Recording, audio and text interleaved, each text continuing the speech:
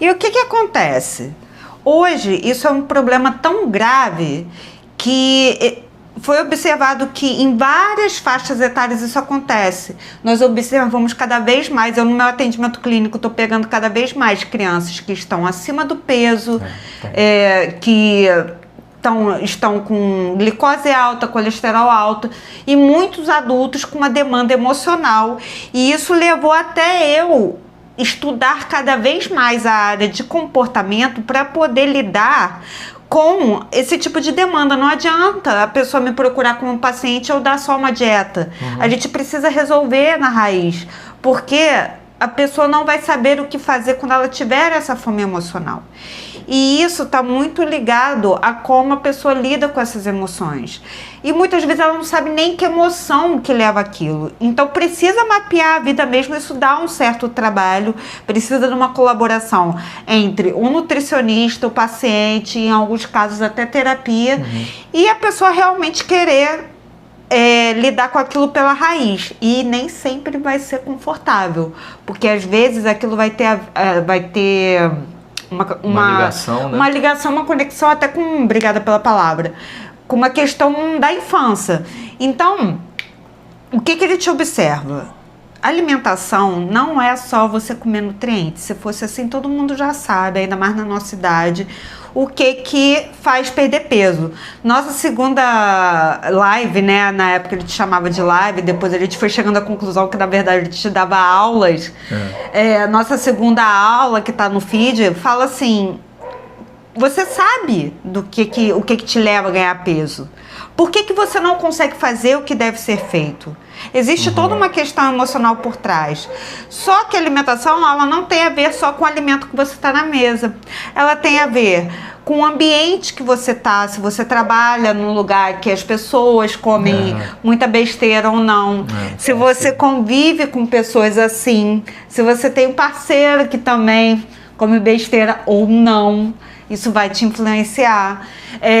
O estado do seu organismo, eu dei o exemplo da TPM, mas se você está doente, você tem menos fome. Se você está com alguma condição emocional, de depressão, de ansiedade, isso pode te dar mais fome emocional. São vários fatores, São muitos fatores. Tem a questão da cultura, tem a história de cada indivíduo. Então, a gente vai dar alguns exemplos aqui e procura lembrar aí também dentro de você o que está acontecendo na sua rotina, na sua infância, também que pode ter impactado na tua história. Não, tem super a ver. Tem alimentos que quando eu como, eles me remetem a lembranças da infância. Exatamente. Coisas que eu comia, né, que minha mãe fazia de lanche para mim. Então essas coisas realmente tem um fundo muito mais emocional do que a gente pensa. E uma coisa que nós temos que observar, isso exige muita atenção sua no dia a dia. O que é uma epidemia hoje? O comer distraído. E, infelizmente, isso está começando nas gerações atuais, desde a infância. O que é o comer distraído? Quando você está sozinho ou acompanhado, comer vendo o celular, olhando e tal, mastigando, resolvendo problemas, muitas vezes, e comer vendo TV. Isso está sendo uma ferramenta para muitos pais fazerem com que a criança coma o prato todo. Põe o celular, põe o tablet perto, a criança vai se distraindo, vai comendo e aquilo fica mais ágil. Só que isso gera um comportamento distraído que uma hora essa conta vai fechar. E assim, ou não vai fechar, né? E temos uma outra situação também que se chama ambiente obesogênico. O que é um ambiente obesogênico? Eu não conhecia essa expressão, essa palavra, né?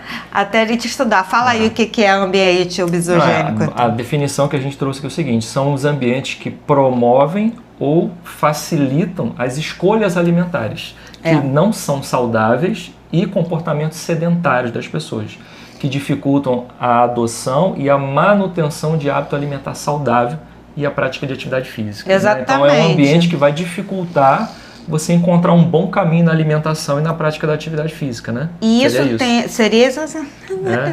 Não, peguei a cola, né?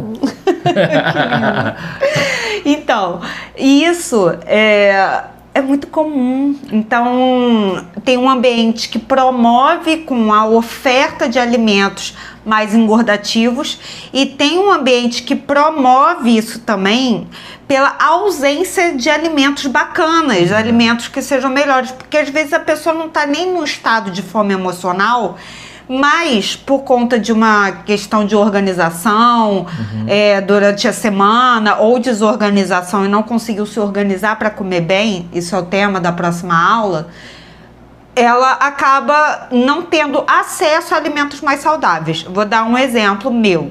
Se eu não me organizar muito bem durante a semana, e nem o Wallace, os locais que a gente trabalha não são perto de sacolão. Não são perto de locais saudáveis para comer. O teu até é, mas o meu não. Então não dá para eu sair ali rapidinho e pegar alguma coisa para comer. Então às vezes eu não tô nem com vontade de comer alguma coisa que engorda. Mas, que engorda não existe alimento que engorda e alimento que emagrece. Não existe isso. Existe quantidade que engorda e quantidade que leva à perda de peso. Bom saber essa diferença. Não existe alimento ruim ou bom. Existe a quantidade e os excessos. Então, se eu não me organizar, vai dar ruim. Vai ficar mais difícil por causa da oferta que tem ao seu redor, né? Eu já passei por isso em shopping. Eu cheguei em shopping, aí bateu uma vontade de comer, já estava um tempo lá, aí fui procurar, era hambúrguer, batata frita, no outro era pizza, no outro era fritura. Eu falei, cara, não tem uma comida mais leve, uma coisa melhor para eu comer. Saudável, é só exatamente. Alimento, ultraprocessado, alimento frito, né? Então, gera uma dificuldade. Então, é desse tipo de ambiente que a gente está falando, de um ambiente que dificulta você fazer melhores escolhas, né? Exatamente. E a pessoa fica meio presa, ela acaba refém e tem que saber escolher dentro daquela oferta. Então, o que seria esse ambiente alimentar, que às vezes é um deserto alimentar? É a ausência de sacolão próximo, é o fato de nós usarmos hoje em dia muito carro e transporte público, até com criança. Quando era criança eu andava mais a pé sozinha, brincava mais e tal. E hoje eu vejo que meu filho não tem tanta oportunidade para fazer isso. E teu filho, ou então alguma criança que você conhece também. Uso de eletrônicos e delivery. Então, o ritual de ir comprar um alimento, fazer o alimento, servir, lavar a louça, ele ficou cada vez mais raro, né? Mais raro de acontecer, e a facilidade e o preço depois da pandemia de deliveries e deliveries diversos, aquele vermelhinho aí, você sabe qual é. Aplicativo para poder pedir comida, né? A ideia é facilitar a sua vida. Então você chega cansado, você não está a fim de preparar um alimento, já está prontinho lá para você numa imagem maravilhosa que você vai achar que é maravilhoso para você, vai te deixar com aquela vontade e você vai pedir. Aí você pede uma vez, depois você pede outra vez, depois aí vem a promoção, você tá cansado. Vem o cupom. Exato, aí tu vai nessa, quando você vê, você tá no hábito, né? Como a Amanda falou, o ser humano, a gente se acostuma com qualquer coisa. Sim. Nesse momento tem gente morando lá no Alasca. Verdade. A pessoa se acostuma a morar com menos 40 graus, né? Enquanto a gente está aqui e não suportaria isso, mas a gente se acostuma a viver em qualquer condição. Então a pessoa se acostuma a comer desse jeito e depois, para poder reverter, é mais difícil, né? Exatamente. Tem algumas situações que acontecem, por exemplo, com quem mora em São Paulo, então com alguns pacientes meus também, que é a questão da poluição e da violência que às vezes impede uma atividade física na rua, por exemplo, ou sair num determinado horário para ir à academia porque fica mais perigoso. Isso influencia a pessoa não ter tanta oferta para fazer exercício com facilidade e aumenta esse estado de ansiedade, porque a atividade física é uma coisa que baixa a ansiedade. E tem também a questão da influência da família, influência do parceiro ou da parceira, influência dos filhos. Às vezes o filho, não gosta de verdura e tal. Quando vê a família, ao invés de estar fazendo um movimento de incluir mais vegetais no dia a dia, ela se rende ao hábito de quem não tem tanta vontade de comer saudável. O comer distraído, que ele já falou.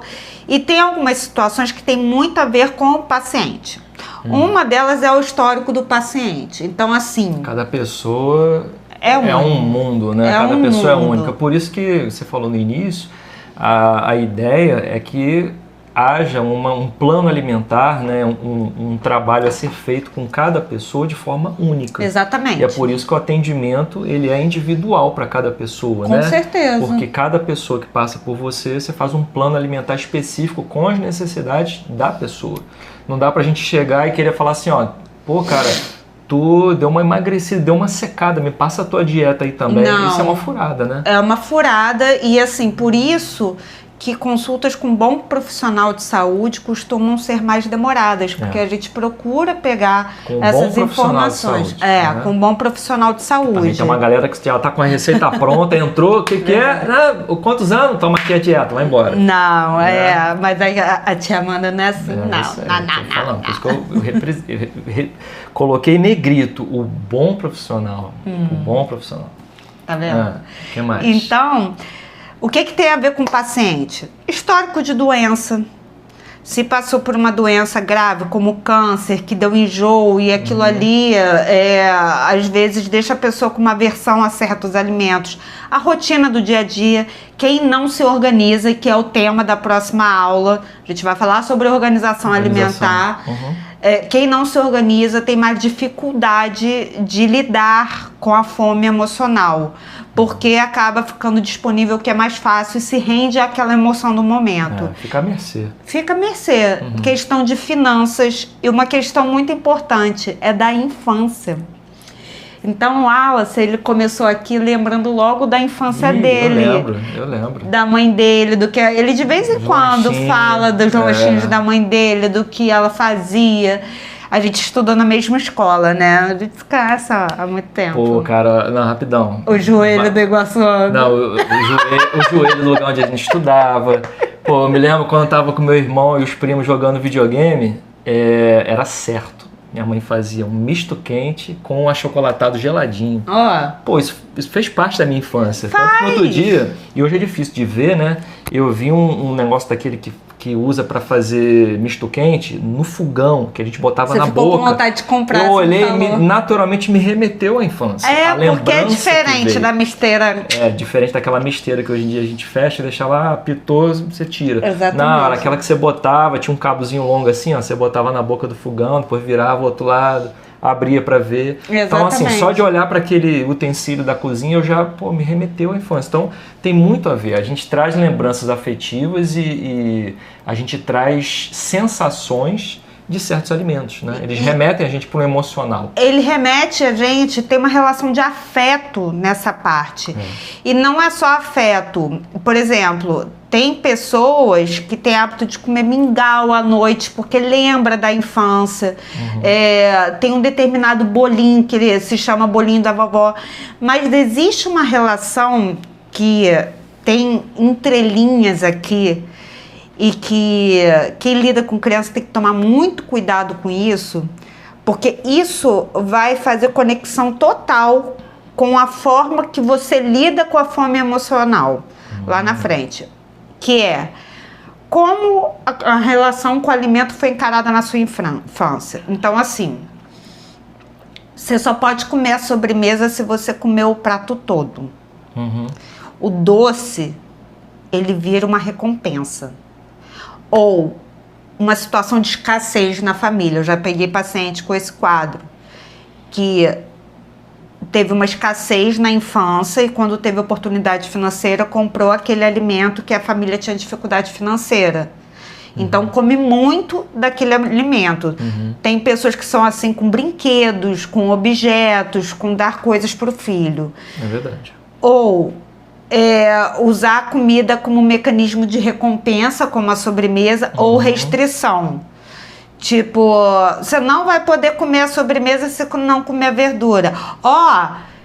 Se você fizer isso, você vai comer só salada no almoço, hein? Então a pessoa começa a criar aversões ou usar uma coisa para poder ser um gatilho emocional para se sentir melhor. Interessante, né? Assim. Então, assim, quando algum determinado alimento, isso pode ser até com alimento simples, como o pão. Tem muitas pessoas que têm dificuldade de comer pouco pão. Então, ou chocolate.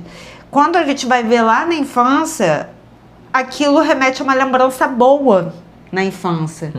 Então a pessoa, quando quer se sentir melhor emocionalmente, ela come um pão atrás do outro. Então é interessante que a gente faça essas desconexões. Isso dá um certo trabalho, mas isso resolve. Para quem estiver assistindo a gente ali, é bom a gente saber, né, qual é o alimento que mais vem na sua cabeça quando você lembra da infância ou traz uma lembrança afetiva para você. Para mim era o misto quente com o achocolatado geladinho. Para mim era o angu da minha avó. Aí, viu? E a vitamina de uma avó era o angu, da outra era a vitamina que ela fazia pro meu avô, que eu sempre roubava. Cara, coitado do seu avô. Pois é. Então, e uma questão também é a proibição. Proibir alguém, uma criança, de comer determinado alimento como punição.